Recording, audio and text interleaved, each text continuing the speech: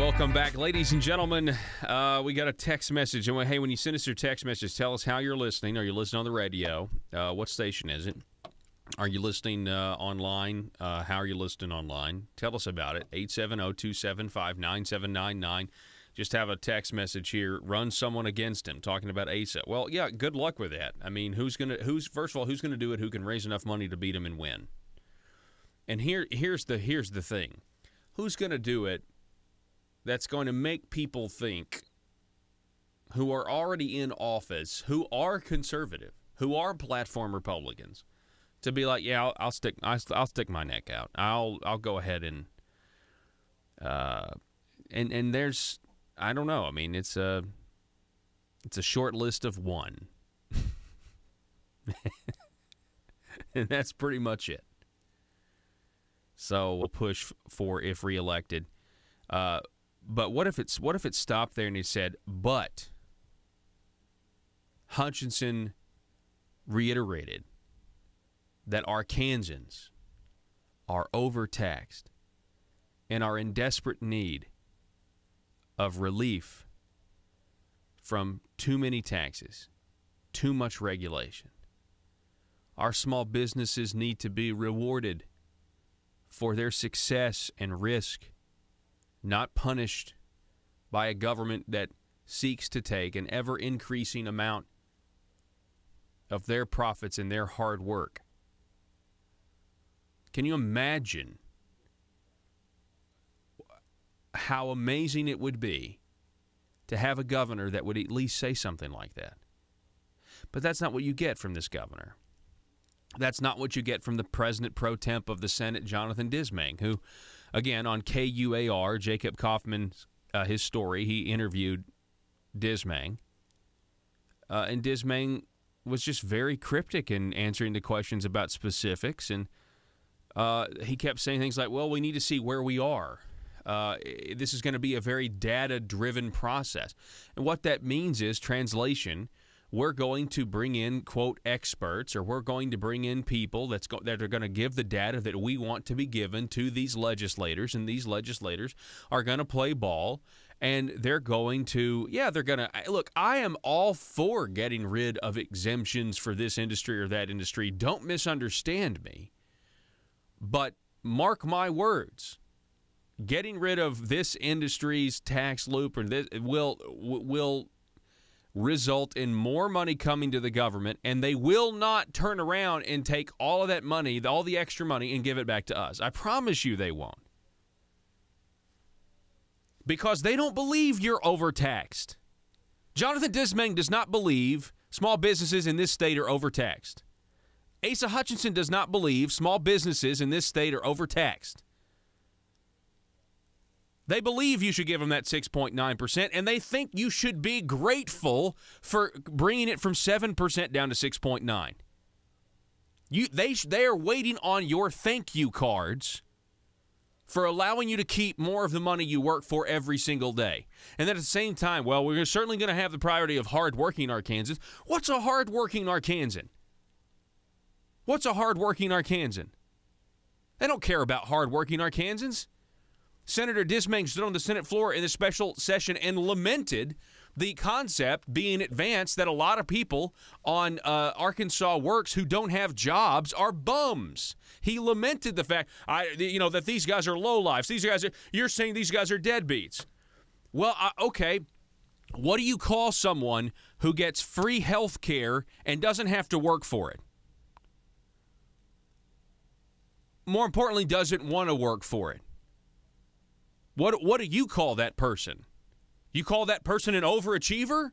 They've obviously achieved something because you want to reward them with Barack Obama's redistribution of wealth scheme, which was Obamacare, we need everybody who's working hard to suffer and pay more in premiums so that we can give health care away to others who are able to work. And we're not talking about the truly disabled. We're not talking about the truly needy. We're talking about a completely brand new government government charter that is now saying, if you are alive, health care is a right in this country. And that is why Miss USA, the physicist, the government scientist, or whatever she was, when she took so much heat this week when she went out and she said health care is a privilege, not a right. Because the left in this country, aided by people like Governor Hutchinson, and people are going to get really mad, but you have to understand something here. The fact that we as vassal states, especially in the South, rolled over and did not fight our government overlords, it only helps to solidify this bogus function, this bogus goal, crusade of government trying to redefine the relationship between citizen and authority and what's expected from the authority. When you don't lead us out of Obamacare, you are solidifying it.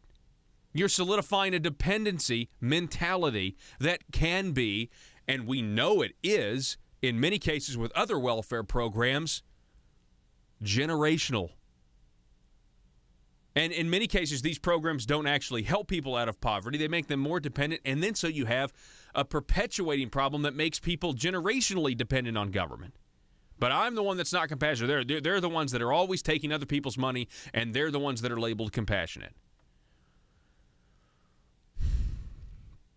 You also perpetuate the problem. You also solidify the government's new goal that we're all born enslaved to one another when you hire people like Cindy Gillespie, who I'm sure has convinced people, and I'm sure she is a perfectly nice woman, but it's funny how people can be so opposed to somebody making $280,000 a year versus the old person, John Seelig making almost half that. And all of a sudden, she's making $280,000 a year and yet she's from an international law firm that's just a bunch of lobbyists. It's from a law firm called Denton's. She's not here. She's here on assignment, making taxpayer money, but she's really here on assignment to solidify what this law firm Denton's, who represents a lot of this global money, trying to solidify, change our mentality as Americans that, you know what, we ought not be independent. We ought to be dependent on government for things like health care. Look it up. Look up Denton's, D-E-N-T-O-N-S, Denton's. Look it up. International law firm, that's where she's from. Before that, she was Mitt Romney's health care advisor, who Mitt Romney created Romney Care. She was a big part of that. Before Massachusetts, she was at another international law firm. Just look all this up. That's our DHS director. That's who Asa Hutchinson hired. And I know everyone's like, well, now, at first I heard, well, you can't get in contact with her. She was working here, but a lot of legislators couldn't even get in contact with her. Now I'm hearing that's not the case. Okay, that's a good thing. But what are our goals? Are the goals to give away as much as we possibly can of taxpayer resources for free? Most of the time. And if you go talk to the director of DHS up in Maine, Mary Mayhew, she said that was a very difficult mentality to work out of the government program, that just because we've served somebody, that means we've done a good thing. Well, not necessarily. Not if they're not supposed to be on the program, you haven't. It's different.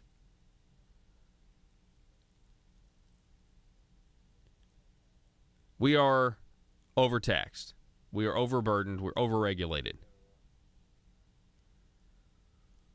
We want to concentrate on efficiencies in government, Governor Hutchinson said. We want to emphasize pro-growth tax policies. Okay.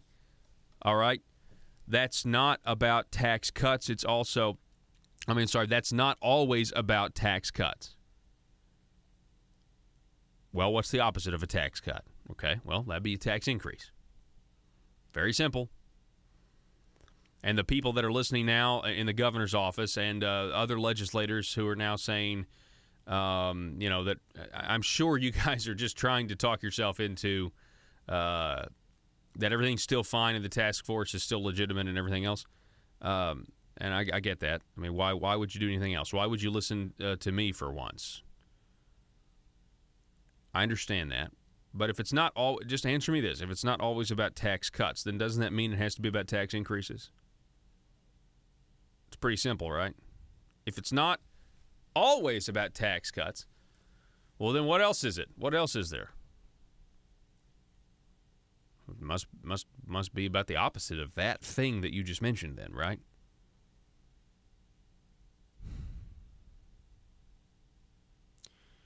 The phone number, if you want to text me or give me a phone call, 870-275-9799. That's 870-275-9799. Again, can you imagine having our leaders actually say, people of Arkansas are overtaxed?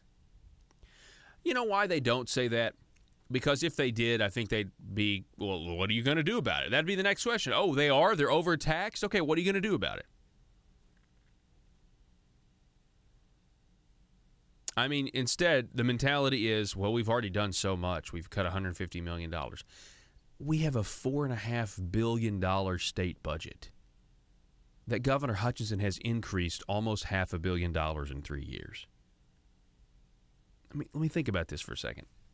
Joe, think about this.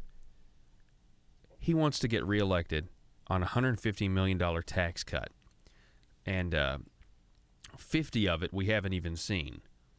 25 of it we won't even see till next year, and then we get another 25 at some point. He has increased spending $133 million one year, 140 something the next year, 165 this next year. Okay, it's almost $500 million he's increased spending. Could you imagine if we got a $500 million tax break over the last 3 years instead of $150 million? 50 of that we have not even seen yet. I guess they're counting on people not realizing that Arkansas operates on a $4.5 billion budget, but when you count in the federal money that comes back to us, it's actually a $27 to $28 billion. Did you know that? $27 to $28 billion. They all like to talk about, oh, we're a small state. We're only 4 point. No. It's really more like $30 billion to run this state when you look at the federal money that comes in. People don't realize that, and that increases. And when that increases, our dependency on the feds increase. Our dependence, we have a crisis of mentality here. And the people of Arkansas, it is not that we don't want any government. It's not that we don't want anarchy. And the reason I have to make this clarification is because I know there's still some Democrats that listen to this show because they're masochists, and then there are some people who are kind of on the fence, and they always love to say, anytime you start talking about limited government or sometimes voluntary cooperation among free men, a lot of times I've gotten this response in the last year. Oh, so you don't want any government then? No. What? How did you get that from what I just said? No, I don't want no. It's not that we don't want any government. We like the Constitution. Think that's a pretty good document. Think it gave you specific powers. We just wish you would only do those specific powers mentioned, the enumerated ones. That would be nice, right? I wish the legislature would actually stand up not just for a political party, but actually for its own power constitutionally in Arkansas and push back against the governor and realize, wait a second, you know, and I want you to understand something. You non-platform establishment Republicans are doing the people such a disservice when you go along to get along and you agree to consolidate the authority that you just had and you only get once every 2 years and giving it to the governor and Jim Hendren and Jonathan Dismang and Speaker of the House Gillum for them to pick who they want to be on a special legislature, a special legislature that's going to meet when you're not going to be there, most likely, although I know you can attend. And they'll make decisions, they'll interpret data, and then they're going to give you a packaged up, Governor Asa Hutchinson approved with a pretty little pink bow on top, rainbow-colored, scratch that, a rainbow-colored bow on top, and then you'll be able to vote it up or down. And if you don't like it, you'll be called anti-military, I'm sure, or something. They'll find some reason, something that you're totally against if you decide. Something that's outrageously inaccurate, they can report to the press. You are against X. You're against puppies. You're against, little babies. You're against unicorns and elves. I say unicorns and rainbows, but rainbows are real. But anyway, that's what we're going. And in this in what you saw earlier, the graphic we had up there with those quotes from Governor Hutchinson, you are seeing a sneak peek into what the grand recommendations of the tax farce are actually going to be. And it's going to be whatever he wants. And that's not necessarily about tax cuts. I wish people like Senator Bart Hester would have gone ahead and ran your legislation to actually cut taxes instead of waiting on a tax. I know he's on the tax farce, but I wish he would have gone ahead and just forced Republicans to expose themselves as not being conservatives and voted for it. I understand even Charlie Collins had legislation he wanted to run but didn't, because I'm pretty sure, right? But he didn't. He backed off because they listened to the governor and they went ahead. It's not necessarily about tax cuts, though. It's at some point the lapdog legislature is going to have to stand up, but I guess we got to wait till 2019 to see if they'll do it again, and they probably won't. In the meantime, Governor Hutchinson's going to run. Again, he's probably going to win unless somebody does like my Facebook earlier today. This is what I posted on Facebook. Hang on one second. I got to find it. Yeah, here it is. In announcing his bid for re-election, Governor Asa Hutchinson said this about lowering taxes and his task force. We want to concentrate on efficiencies in government. We want to emphasize pro-growth tax policies. That's not always about tax cuts. It's also about fairness. So I mentioned that stuff about a sneak peek, and Patty writes, yeah, good luck with that. I pray that a stand-up Republican will run against Asa Hutchinson. If not, I will vote Democrat for the first time in my life, Patty on Facebook writes. But I do expect Governor to win. He's a transition governor. We're not a red state. We are a purple state, masquerading as a red state. And we are an extremely moderate state. They are like extreme in their moderation, which really means they're just liberal. They're just wolves in sheep clothing. They're just trying to convince you there's something they're not. And we got to take a break. You're listening to the Paul Harrell Program. The Liberty Machine rolls on. Back in just a moment.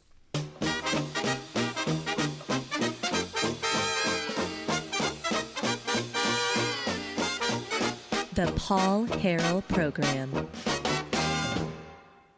The Northeast Arkansas Real Estate School offers continuing education classes for your local boards of realtors, local offices, and will even offer discounts for large groups. They'll come to you, set up shop, teach anywhere in Arkansas, and as always, make learning fun and motivating. The Northeast Arkansas Real Estate School is licensed by the Arkansas Real Estate Commission and must adhere to their rules and regulations. Give them a call today at 870-336-4155. That's 870-336-4155, or find out about class times and schedules at neaprofessionalschools.com. That's neaprofessionalschools.com. Mention my name, Paul, and receive 10% off. This is Common Sense and Liberty. I'm Donnie Copeland. The Republican Party of Arkansas has something called a platform, and it's basically what they believe. Things like lower taxes, right to own and bear arms, encouraging individual responsibility and initiative. Yet in this legislative session, we see Republicans fighting against the right to own and bear arms by amending over and over the campus carry bill. We see instead of lowering taxes and fees being raised 8 different times. We see the attack against individual responsibility and initiative by continuing to embrace Obamacare Medicaid expansion called Arkansas Works. So what we need is not conservatives or not Republicans, because those names don't seem to mean anything anymore. We need platform Republicans. This is Donnie Copeland for Common Sense and Liberty.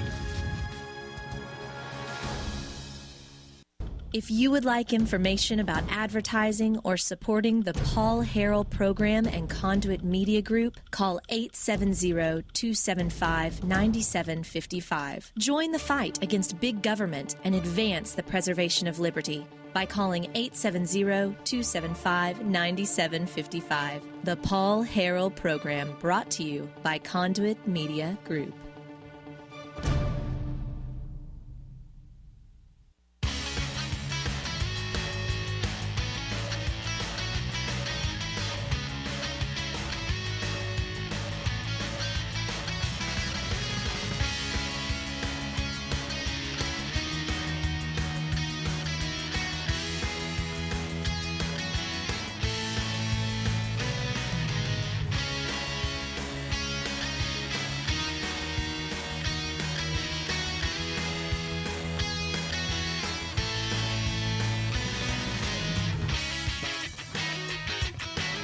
Yeah, say it with me. The word is tax relief, and I don't think we're going to get any of it. I hope I'm wrong. Again, let me just say this disclaimer. I would happily eat crow if you guys actually reduce the size of government in your quest to have this tax farce and talk about how, we're overtaxed and overburdened. I don't know. I mean, I'm sure there'll be some good discussions. I just don't, especially with the lineup on there, I just don't see very many people really on the task force. I don't really see much coming out of this. I think people are very worried. They're going to certainly try to push through the internet sales tax because they believe that they must have that. They believe that that's a must-have. Here's the thing on that, though. I mean, it's an unconstitutional. The way you want to do it is unconstitutional. If you want to make people pay the use tax, then you've got to. I don't know. You know what? Maybe you could try to lower our taxes to such a point that online retailers would actually want to move to Arkansas.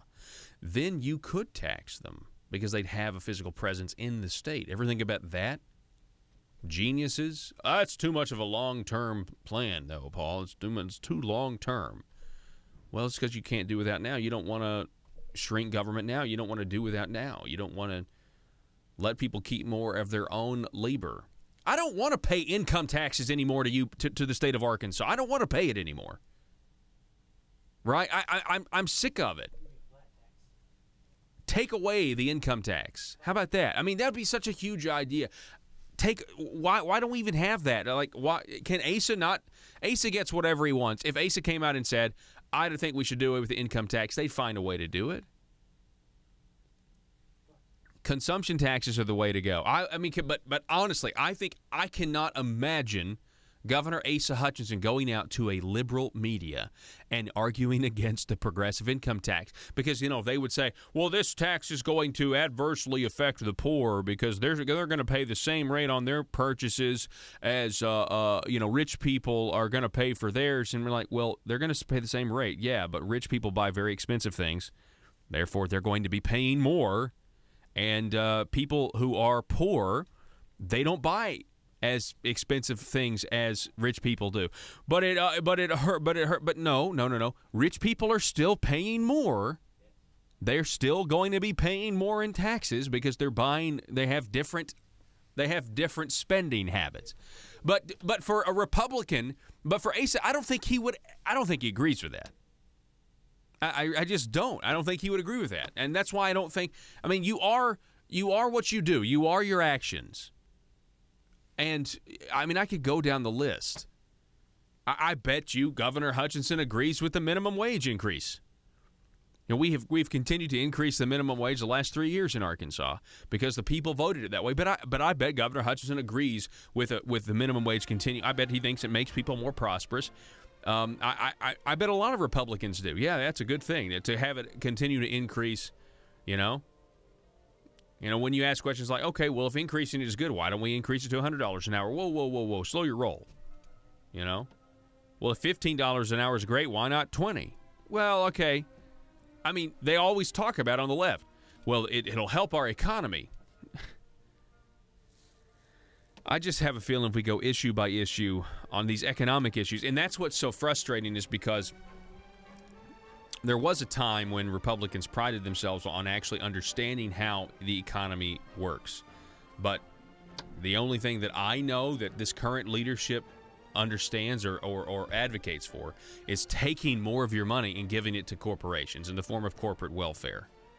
They're for welfare at the top and the bottom of the socioeconomic scale.